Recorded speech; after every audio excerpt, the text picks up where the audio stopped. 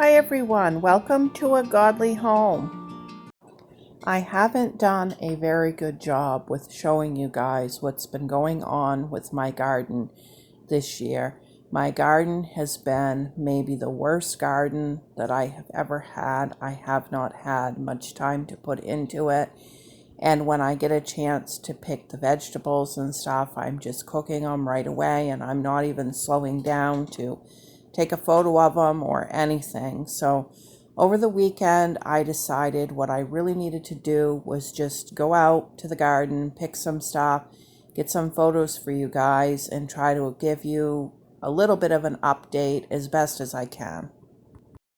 So my grandmother was here on July 20th, and she wanted her photo taken with my Matt's Wild Cherry tomato plant. She thought it was pretty impressive at that point, but you can see like a month later, that plant has grown all the way up to the top of the deck, through the rungs of the deck, and out across the deck. I have no idea what the height of that is, but if I had to guess, I would say around 12 feet total. And it is producing cherry tomatoes, and those tomatoes on that variety are the size of like a maraschino cherry. They are absolutely perfect for snacking and on tacos and things like that. And we are getting enough of those to eat at the table every day. I can go out and pick it. And I started growing this variety last year, and it has become my favorite variety fast. It seems to produce longer into the year. It seems to be more cold tolerant. It seems to be very disease resistant, and it is an heirloom variety, so I will be able to say seed from it. In fact, this particular plant was grown from some seed that I had saved from last year's plant. Now, I did plant green beans of several different varieties and color. I planted all bush beans with the exception of the Kentucky pole beans that Becky had sent me the seed for. Now my bush beans are getting so they're not producing quite as much, but I am starting to get some Kentucky pole beans right now. And that's the way that works. The pole beans usually take a little longer to grow. So as your bush beans stop producing, you get your pole beans. Now, I wanted to tell you our favorite way to cook these beans is to snap them, wash them, put them in a frying pan with a little bit of olive oil and seasoning salt, and saute them. I just saute them until the colored beans turn green, which is just a few minutes. You want them to still be a little bit crunchy, and they are so delicious. Now here in my hand are specifically the Kentucky pole beans. They're a little bit flatter than a bush bean. That's how you can tell them. And there's just a few there so far. Now I am getting a variety of other tomatoes. It's not enough that I could can them or anything, but it's kept us eating tomatoes at the table. And I've gotten some cucumbers, not enough that I can make pickles or anything, but some.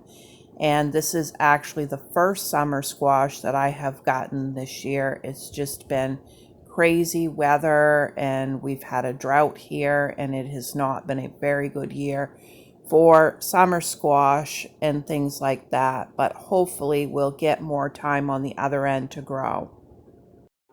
I figure even if we got another month of growing, I should get a good amount of summer squash and zucchini at that point. Now, if you've been following the channel at all this year, then you know I did an experiment with growing in a cardboard box. And to be honest with you, I did not expect anything from that, but I thought it would be fun to try.